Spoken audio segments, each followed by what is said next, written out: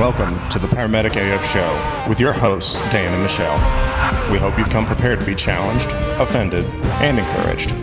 We are here to create a better future for the entire EMS industry. We have changed or omitted names of individuals in order to protect the innocent, the guilty, and the incompetent. We believe that knowledge fuels power, ignorance is not bliss, and nothing will change until we abandon the status quo. This is our design. Welcome to the show.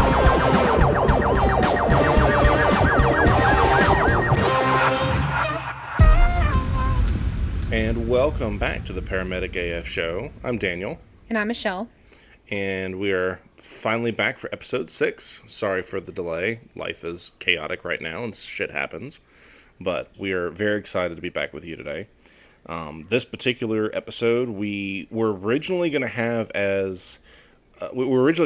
kind of like a catch-all episode. We were going to talk about a couple different things, and ego was going to be one of them. But the more we started talking about it, we're like, okay, this is going to take longer than like 20 minutes. Because, yeah, we both found out that we're like really passionate about this particular topic. So, try not to talk your ears off, but I think this is going to be a very, very fun episode. I think y'all will very much enjoy it. I just want to make the quick comment that I'm so proud of you for referring to yourself as Daniel. Because I'm like the only person that calls you Daniel. And you introduce yourself as Daniel. It depends. This is Daniel. Yes. I'm sorry. It just depends on the context, I guess. I know. I'm sorry. And for those who are listening who are wondering what the big deal is, that for some reason, there was a stretch where whenever I would introduce myself as Daniel, people thought I said Dana. I don't know why. I literally, probably 4 out of every 10 people thought I said Dana. Well, and you have a cousin named Danielle, so. Yes. Well, and it used to be you could search my name on Facebook, and me and my cousin were the only 2 people that would pop up, because it's Daniel and Danielle. Now, Facebook search criteria is kind of weird, and everything shows up, but anyway.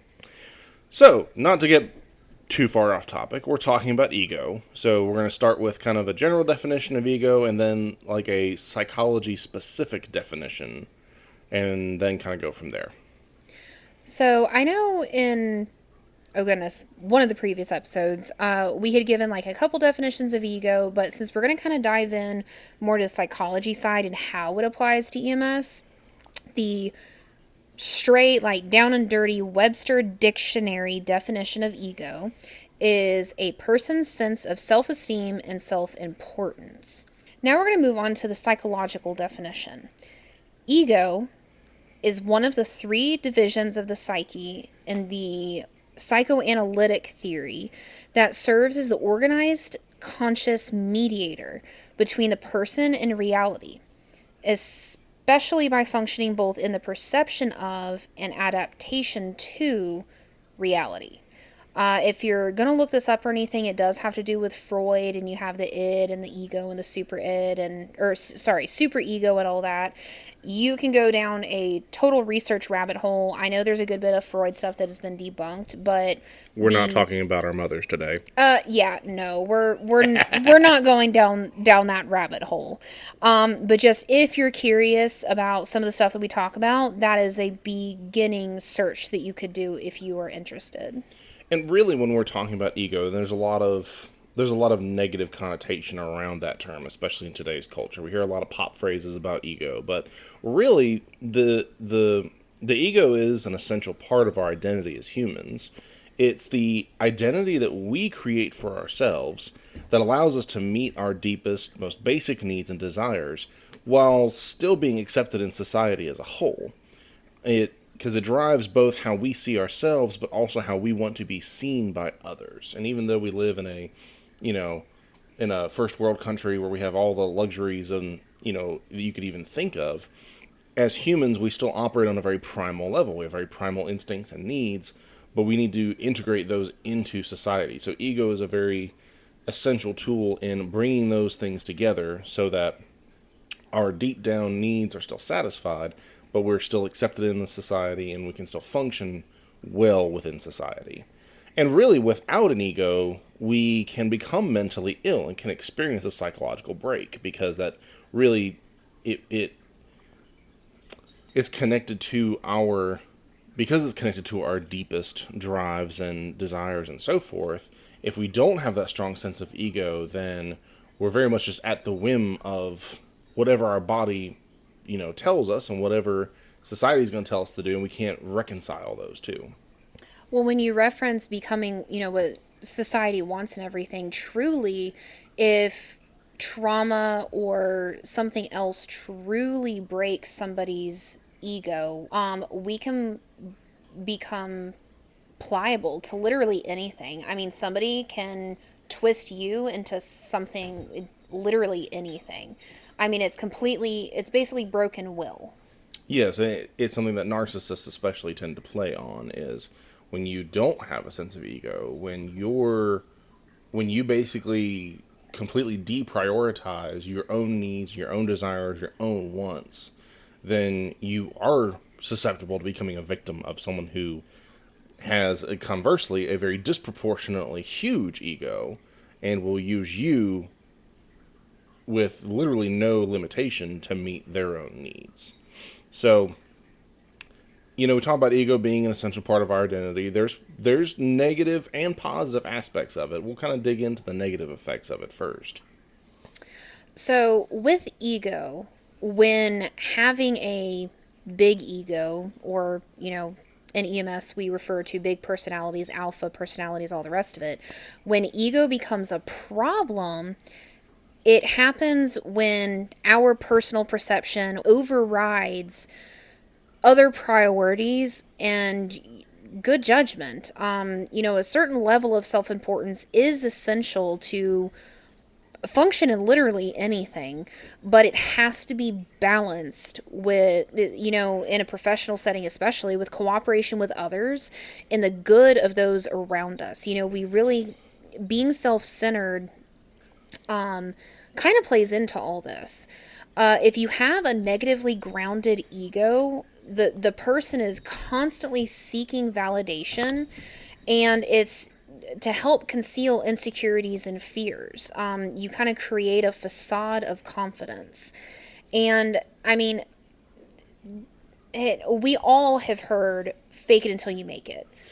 That expression, fake it until you make it, is, we were just talking about this before, that it's one thing when you are under stress and you're kind of flying by the seat of your pants, which we have to do in this job quite a bit. It's one thing to kind of, just kind of bluff your way through a call and that you're like, hey, I'm pretty sure this is what we need to do. We're just going to kind of run with it because, our patients don't read the textbooks. So they're going to present different ways. They're going to present very complicated ways that don't mold to a single or complete protocol. So in that context, yes, you sometimes do have to kind of fake it till you make it. Obviously, use good judgment, but you may be hesitant about that because the patient presentation can be so confusing. Where the fake it until you make it concept becomes a problem is when that becomes your sole presentation to the world. When you have this very unauthentic presentation of who you are.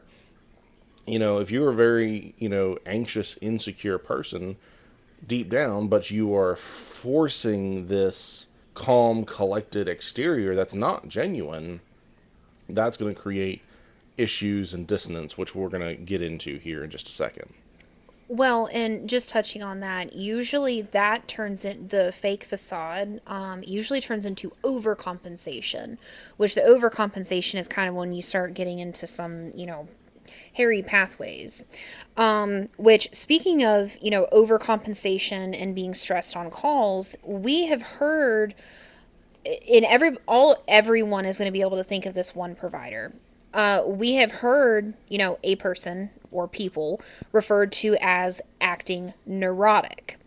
Now, neurosis kind of plays into the negative effects of an ego that is imbalanced, as you will.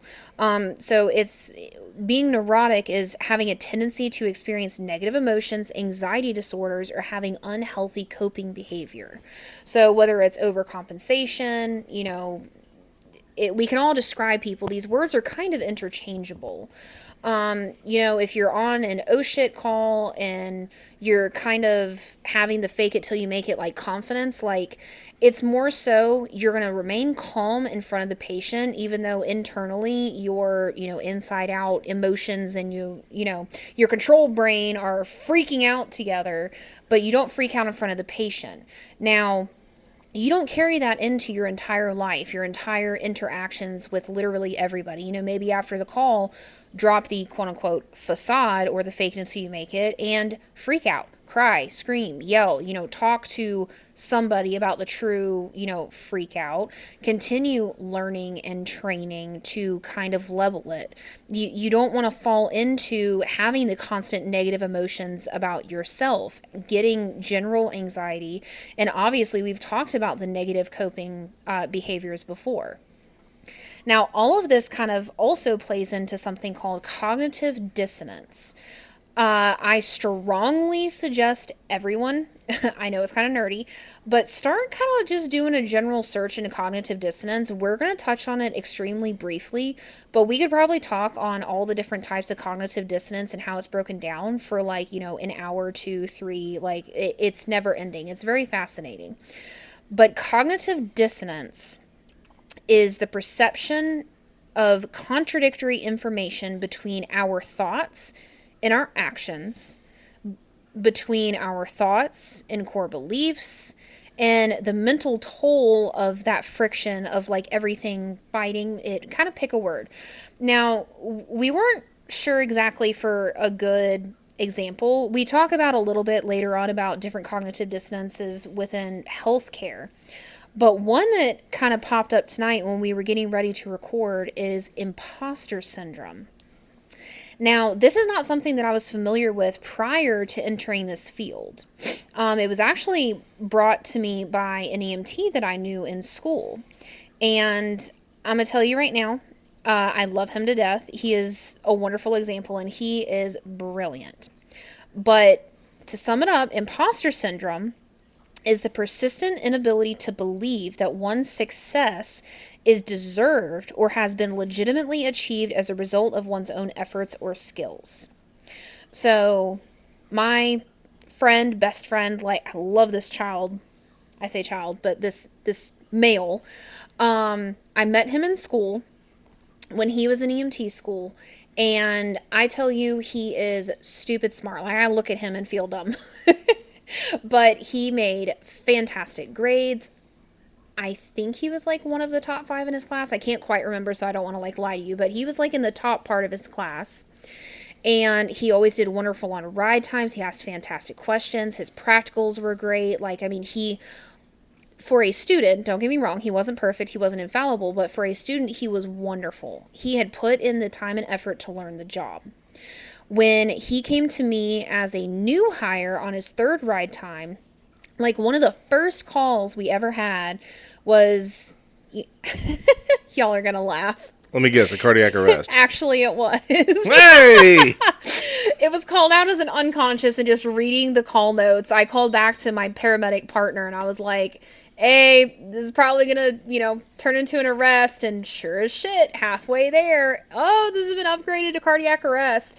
Turned out it was an overdose. But anyways, it literally came down to, if you told him, hey, now is the time to do CPR. Hey, now is the time to do airway. And then, obviously, as his training continued in the field, he would jump in and do his job. I loved working with him. He was a fantastic partner. But you know what? He had the cognitive dissonance, the imposter syndrome, that, driving to work with some general negative thoughts, with some anxieties about, oh God, what if we get a call that I've never run before, or I don't know what I'm looking at. And he truly suffered with the imposter syndrome that, regardless of what he learned in school and how his training's going, he's not an EMT. I have no idea what I'm doing. And we need to be careful with that internal negative self-talk so we don't create the imposter syndrome and make it reality. The mind and words are super important. The story you tell yourself about yourself, and it may not even be true, but it's whatever you are repeating to yourself will become your baseline. I think it was Bruce Lee. There's a popular quote that goes around, so maybe it's not by him because there's a lot of quotes that circulate the internet that actually aren't from the same people. But the quote was something to the net effect of, "Don't ever speak negatively to yourself, even jokingly, because what you tell yourself about yourself will inevitably manifest in your mind and in the life around you." Ooh, I guess I need to stop making the self-deprecating jokes then about my verbal strokes. But we all know that the words I cannot help. A So we certain might. amount of bullying we can do amongst ourselves is okay. I was to say the verbal strokes we're just gonna have to accept. But anyways, in general, yes. Now with the cognitive dissonance, imposter syndrome type thing, the internal narrative ourselves is going to eventually extend into actions, our feelings about ourselves, general ideas, beliefs, values. It's going to eventually spread into everything, including our environment and how we behave. If you leave that dissonance unresolved, it's gonna perpetuate and get greater and greater, and the confidence is going to get worse within ourselves, which in turn is going to lead into the unhealthy and destructive habits and coping mechanisms. Are we starting to see that there's like, a circular like Everything's theme here? connected. I mean, God, it so is. Well, and like when you were talking about neurosis, it's not that, we talked about it being, a tendency to experience negative emotions, anxiety disorders, or unhealthy coping behavior. It's not that you never it's not like if you ever experience any of those you're neurotic. It's more this is how the person lives. We all can sense this when people have an energy that they put into the space around them, and you're either a very positive energy, a very inspiring energy, motivating, or a lot of times you have people who have a very anxious energy. They're very timid. They're very, just live in a state of constant nervousness. And this isn't a shit talking of them. It's more just a, hey, this is where the ego can kind of steer us wrong sometimes, or a lack of it can steer us wrong. Yes, and often our minds cannot decide which side of the dissonance is more important, which again is going to perpetuate the internal conflict. So, like it with imposter syndrome, I have imposter syndrome, I don't know how to run this call, what if I get this? I don't know how to do this. It's like, but hey, I learned this.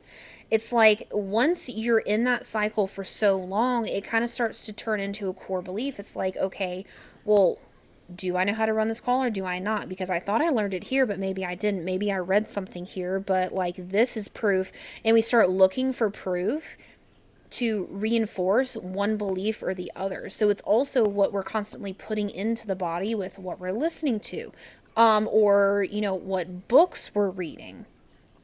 There are a lot of negative side effects, or excuse me, negative effects.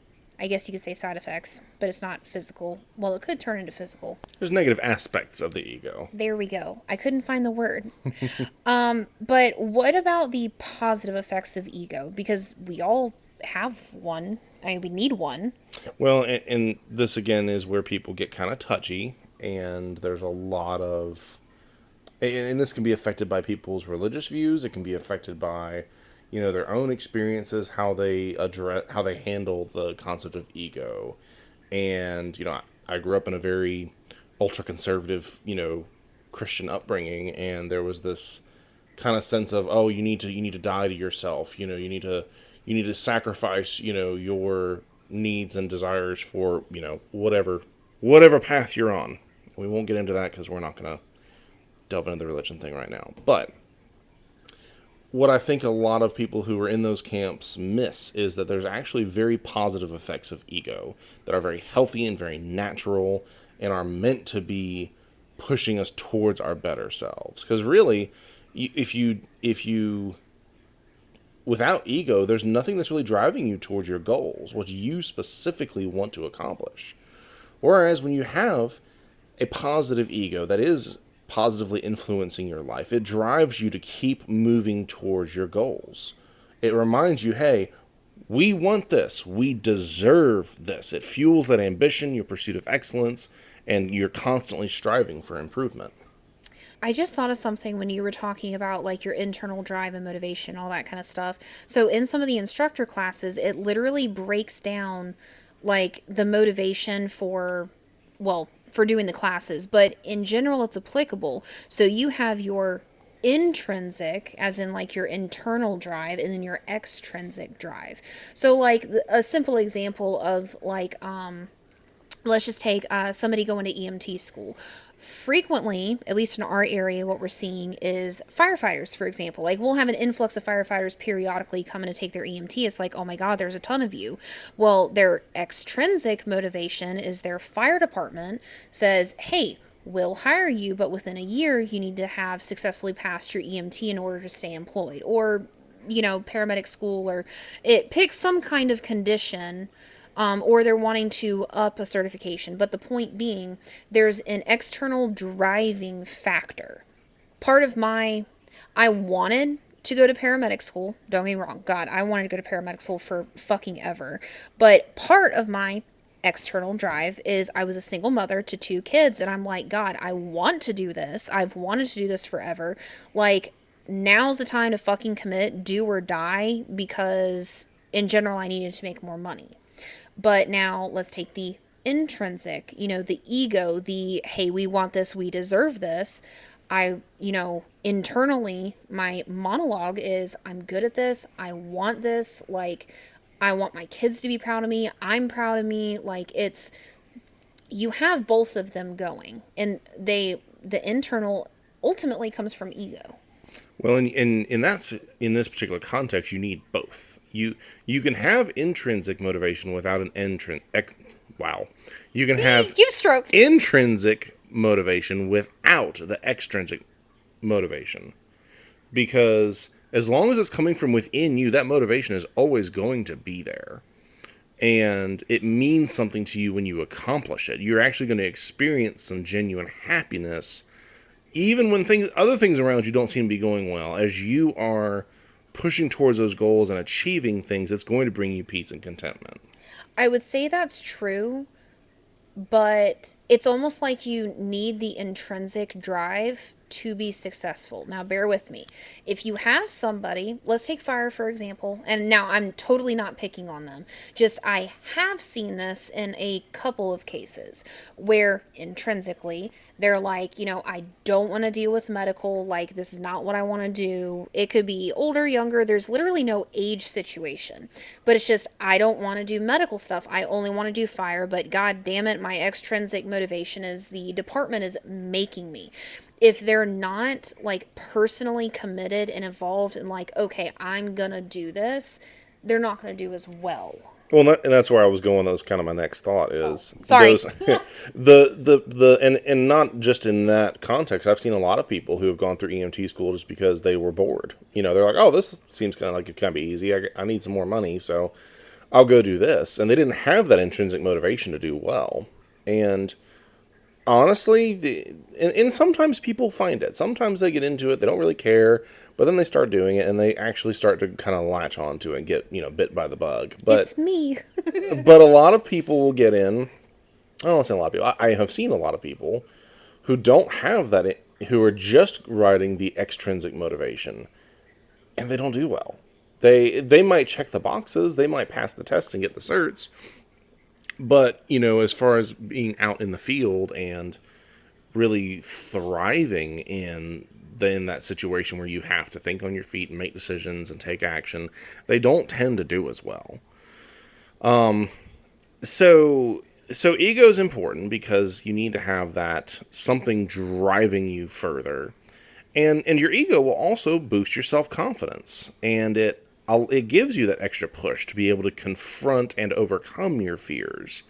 And this is where, kind of like we talked about before, you want to be careful because you don't want to create the facade. You don't want to create something fake. But, having that little extra kick from your ego to be able to just give the middle finger to your fears and anxieties and say, fuck you, I'm going to do this. And that confidence builds on itself. When I was going through paramedic school, I wanted to fucking die. Like, especially by the time I got to the third semester. So it was fall, we were doing all medical, like anything and everything medical. And, I was working 2 jobs, and, between that and clinical hours and ride times and everything, I wasn't sleeping. I was never, it was awful. And, that was a point where a lot of us were really like, hey, is this really fucking worth it? And literally, there were days where the only thing that I had, that was still getting me to get up every day and go to class, go to clinicals, go to whatever, was I'm gonna fucking do this. I want this. I want this fucking bad enough because I want it for me, and I want to make something out of this. And that's where that authentic ego can come in and give you that extra boost. And really, when that's your drive, you don't need a facade. You don't need to fake it, because when your ego is authentic, it allows you to present yourself to the world as you are and say, hey, this is me. This is what I do. This is what I've achieved. And that's not being cocky or arrogant. That's just being factual. I mean, yes, you do need a certain amount of you kind of need an extra dose of self-confidence to be in this job. You need that ego dialed up just a little bit. But it does need to be counterbalanced with a little humility. This marriage of humility and ego is something we've known, but we discovered a very good summary of it that we want to read to you that kind of brings that together for us. So this is going to be a direct quote from Divya Parekh. Pretty sure that's how we pronounce the name. Shot in the dark. I was trying. I mentally was going to skip the e and like part. Oh no, I guess Parekh makes sense. I'm sorry. It's Divya, Parekh.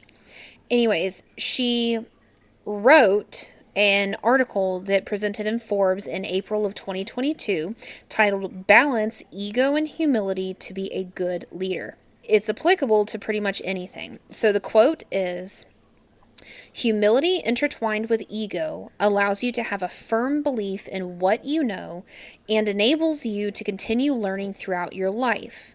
We can become experts on specific subjects, but once we think we know everything about it, we will undoubtedly find out something new down the road. Humility is all about understanding and knowing yourself. It is not a false modesty. Humility is the ability to be at peace with who you are and how you use your talents to the best of your ability. So, one thing, this is again another characteristic of providers that we've talked a lot about, actually today and this weekend, is the one-upping. And ultimately, and I don't need to define that because everybody knows exactly what we're talking about. But people that feel the need to one-up are actually very insecure because they're trying to force your attention onto what they can do and not do, or really just more what they can do or what they think they can do. It's controlling the narrative. It is, and which you do need to control the narrative of your own life, but it needs to be an authentic narrative, not a, hey, look at me, I'm better than you, and here's why. That does nobody any good, especially in this job. If someone in the room is smarter than you, good. Fucking good, because you have something else that you can learn. Look to be not the smartest person in the room. Well, and you also see one-upping with trauma, which, as I mentioned before, please, for love of God, do not do, because it's not right, and it makes you a shitty person. And we see it most in people telling more stories about calls, but in general, be willing to admit when you've done something wrong.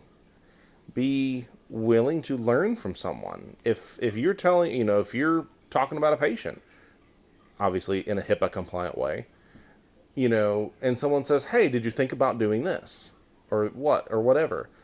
They may be right. They may be completely wrong. But you should be willing to listen to that and take that into consideration and say, you know what? I hadn't thought about that. That actually makes sense. I wish I had thought about that more. I might have been able to help this patient better. So if you keep your ego in check to where your ego is making you want to do well at your job, make you want to learn, make you want to be the best, but also you balance it with a humility to know when you're not the best in the room, that's the sweet spot that you want to be in. That's the kind of person that people are going to trust. That's what people define as good medics. When someone says, "Hey, so and so, they're a really good medic," 9 times out of 10 they are not solely talking about their clinical care, but how they interact with other providers and personalities in the field and other responders. I think what I love most about this quote, the humility intertwined with ego, it kind of referring back to when we were talking about going from an EMT to a paramedic and having some kind of confidence. And some people taking that as like overconfidence, you're a paragod, like all this stuff. Having the humility, you have to have a big ego to run a call, but having the humility in it, this perfectly sums it up. Be comfortable in what you know, but know that you don't know everything. The minute somebody, it doesn't matter what the field, what the specialty is, doctor, literally anybody in any, even business, the minute you think you know everything and you have that ego and that arrogance that there's nothing left for you to learn, you need to fucking leave that job, the position, whatever it is, because that's when, in like our job, for example, that's when the likelihood that errors and potential patient deaths and maybe even injury to our coworkers is going to happen because you think you are infallible. You are perfect and nothing is going to happen. And unfortunately, there are providers like that.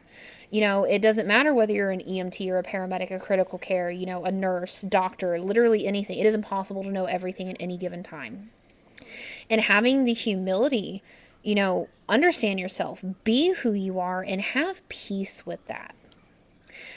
Now, I know we've talked a lot about this. We've kind of circled it back to EMS, but as a whole, how does like the ego and everything, how is all of this relevant to public service? Well, in EMS especially, but I mean it applies to all of public service. We're notorious for having big egos, but I really think that that's kind of a misnomer. It's not so much that our egos are big, but it's that they're imbalanced. I think that's the better way to say it. It's a little more wordy, so maybe not quite as doesn't roll off the tongue as well. But you can have a big ego and still have it checked with humility and other characteristics. Now, a very common example of an imbalanced ego that we see in this profession, and everyone's going to laugh, but we figured we'd make this a little bit funny, is white shirt syndrome. Now, this is not, I'm going to repeat for anybody that wants to twist the words, this is not a section where we are bashing leaders. We are dealing with a very specific thing, a very specific trend that we see that unfortunately tends to afflict those in power. I would say I would define the white shirt syndrome as a psychosomatic ego disorder, which periodically afflicts individuals promoted to positions of actual or perceived power and influence. And the symptoms of this disorder include, but are not limited to, an exaggerated deepening of voice, a slower walking pace, a barrel chest posture, a new haircut/grooming style, a loss of sense of humor, a loss of free thought, and acute onset photographic memory of policies and procedures. We're not saying that every single person who gets promoted has this, but it's a pretty damn common trend that all of us can think of people that we've seen who suddenly, as soon as they get promoted, boom, they change.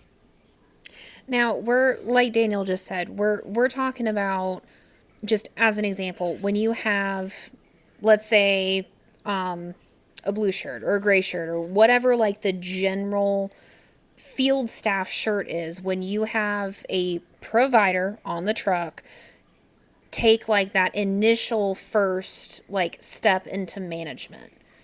That's what we're talking about with like the joking white shirt. Not even moving up management. Of course, you can see it, lead up, lead down, promotion, demotions, etc. And again, it's not every single one.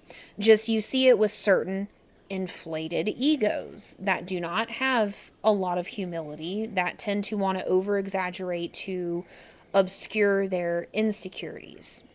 So again, we're not talking about every single provider or every single supervisor. Just you see it commonly with, when they first get their white shirt. Well, and I, we're including it because we think it's important. And, again, it's not referring to, it's not saying, oh, because you have a white shirt, you're an arrogant ass.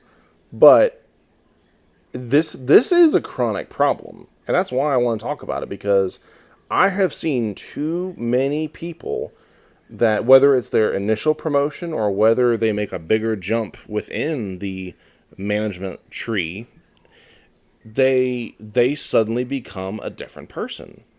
And then they turn around and wonder why people don't like them. And no, being in management shouldn't be a popularity contest, but you should still be a real and authentic person.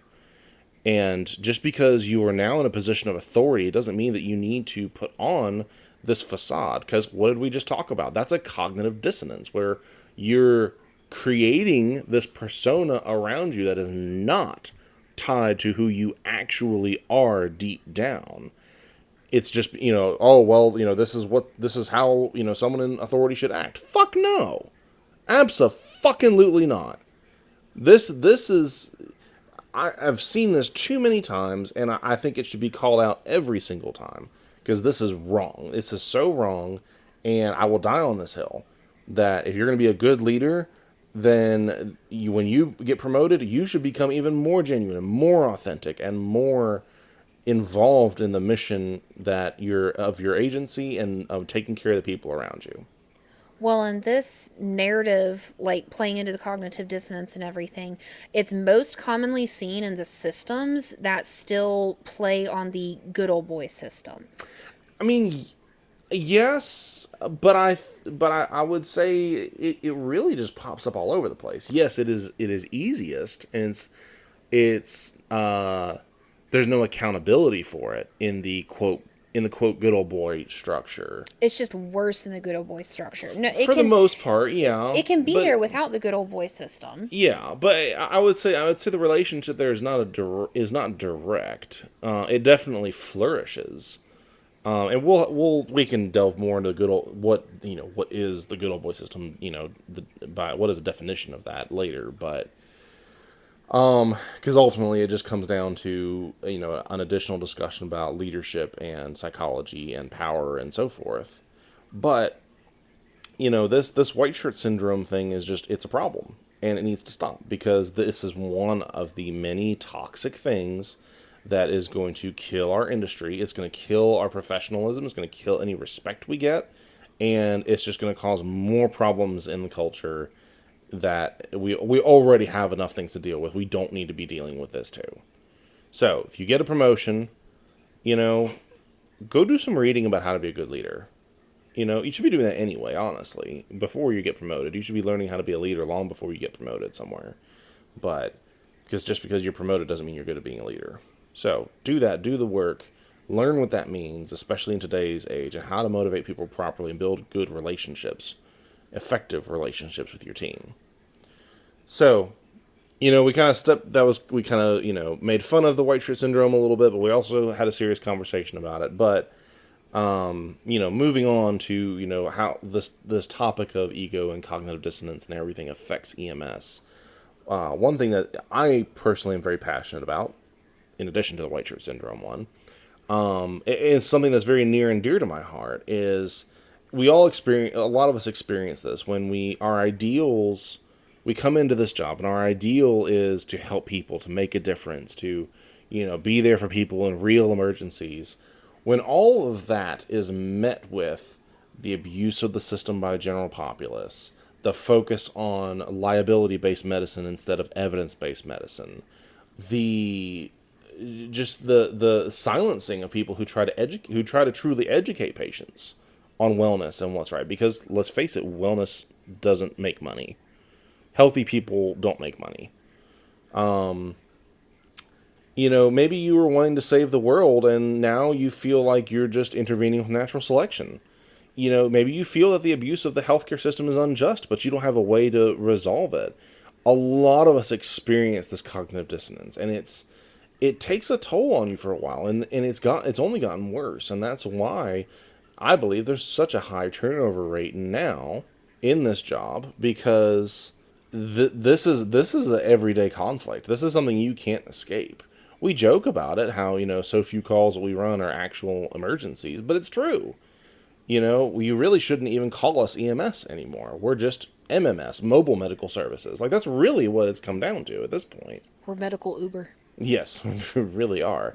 And there was a video that came out a decent number of years ago.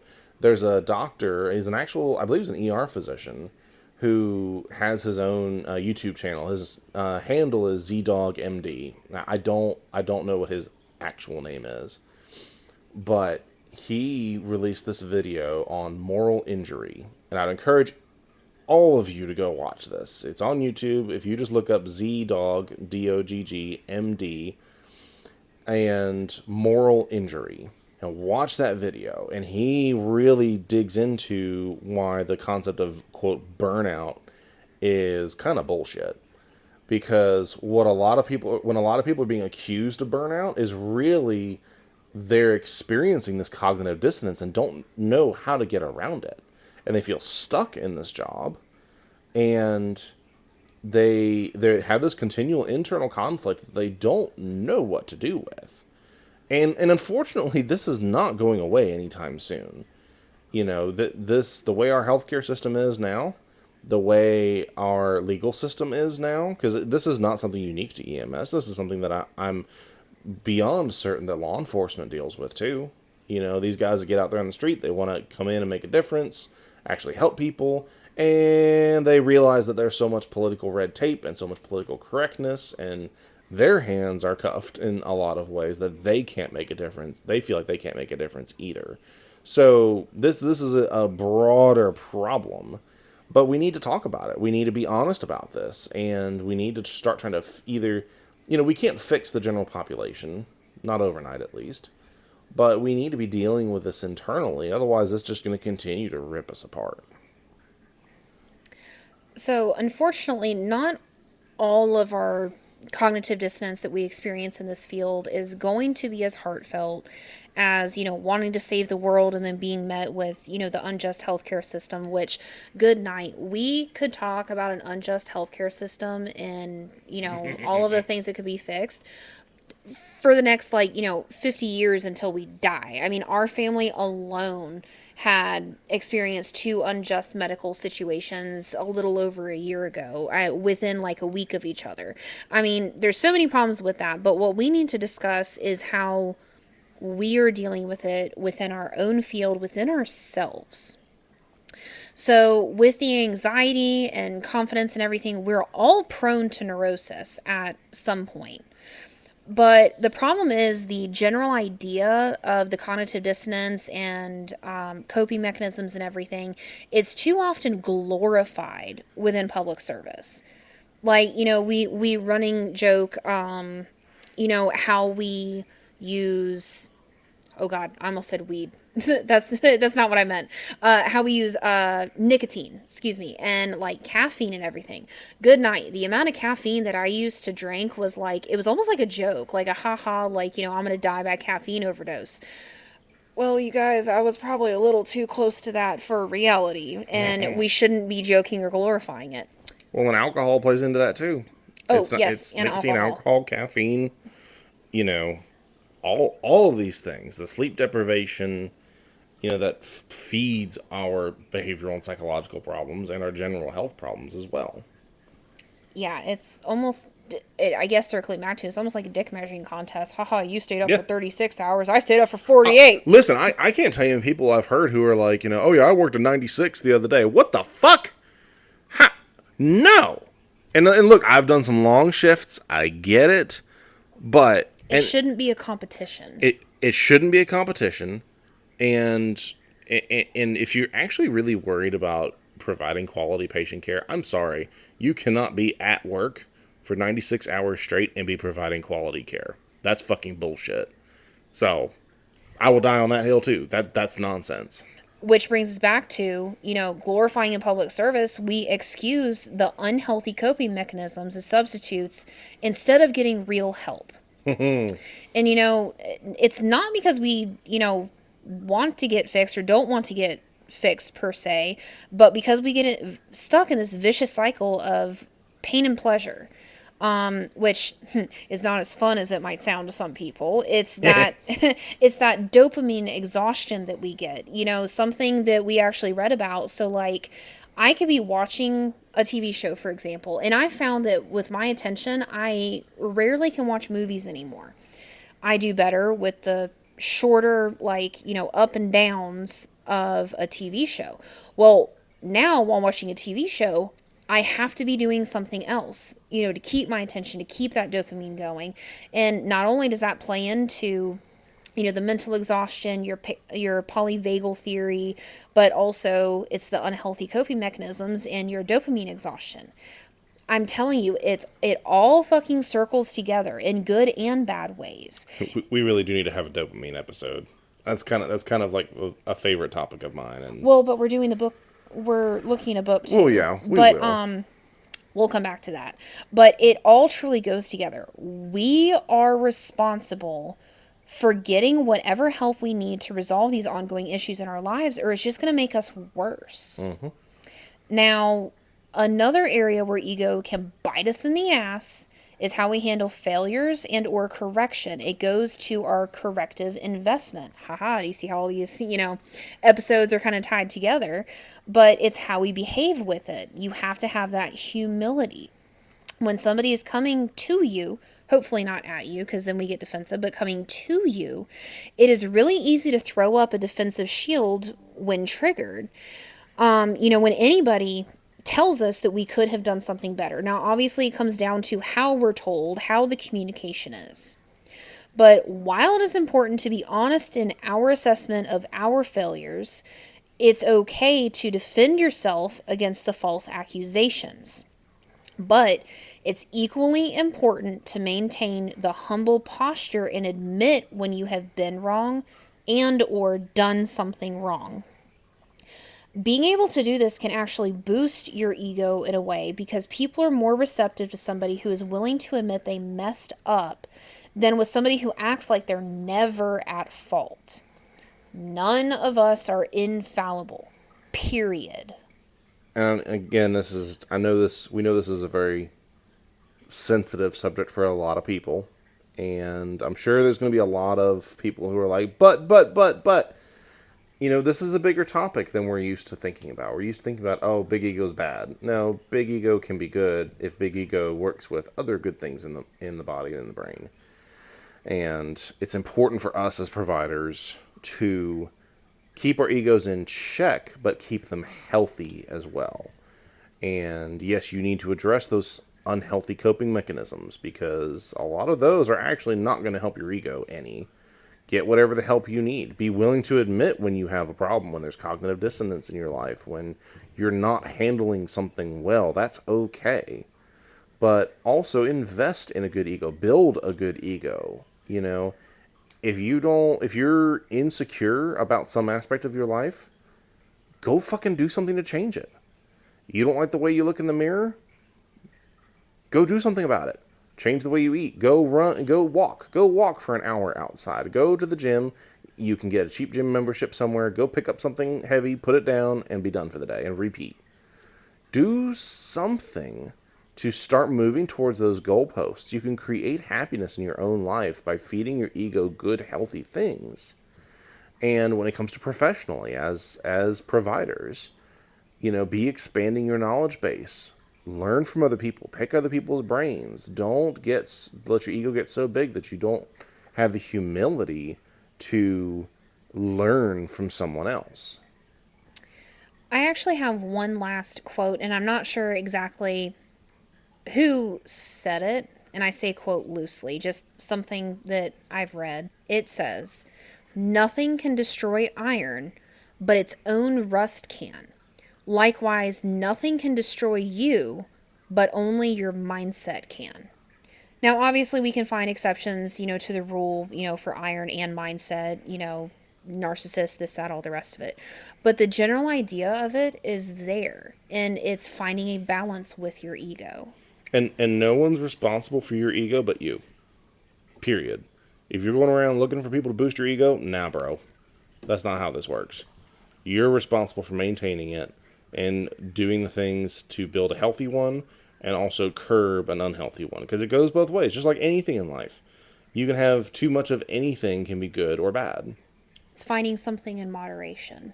And finding what the healthy, where the healthy balance is. Not necessarily equal parts of something, but just find where the net effect is ultimately the best outcome for you, for those around you, for those important to you.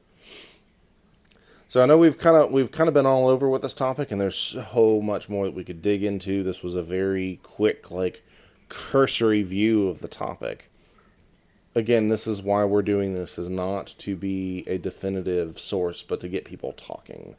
And to get people in the headspace of realizing that, hey, you know what, maybe we don't need to do everything like we've always done. Maybe we need to challenge the way we think about things, the way we operate, the way we treat each other, and the way we treat ourselves. This really, if you want to boil down this episode and just into a very simple concept, it's taking care of yourself. And we talked about, taking care of your body and so forth, but this is really taking care of who you are deep down, what your identity is, and nurturing that, and having something healthy and positive that you feed, rather than self-deprecation or, which is a negative end of the spectrum, or using and abusing people for your own ends. It's neither one works. Take care of yourself, nurture your identity, meet your own needs and wants. Take care of yourself first, so that you can take care of other people. You fill other people's cups from your cup. Don't be stealing from other people's cups. And with that, we're going to let you go. We appreciate you listening to us. We look forward to talking to you next time. If you found any value, if you learned something, if you were offended, good. That's what we want. And you should tell your friends about it. Spread the word, and we'll see you next time. Bye-bye. The Paramedic AF show is property of the EMS 2.0 project. The beliefs, opinions, and practices discussed in the show are our own and do not represent our respective employers. Please follow your local protocols, policies, and procedures at all times. All listeners are encouraged to research and self-educate regarding all content represented in this show. For more information regarding EMS 2.0, please visit our Facebook page for our website and social media links. Thank you for your continued support, and we look forward to you joining us next time.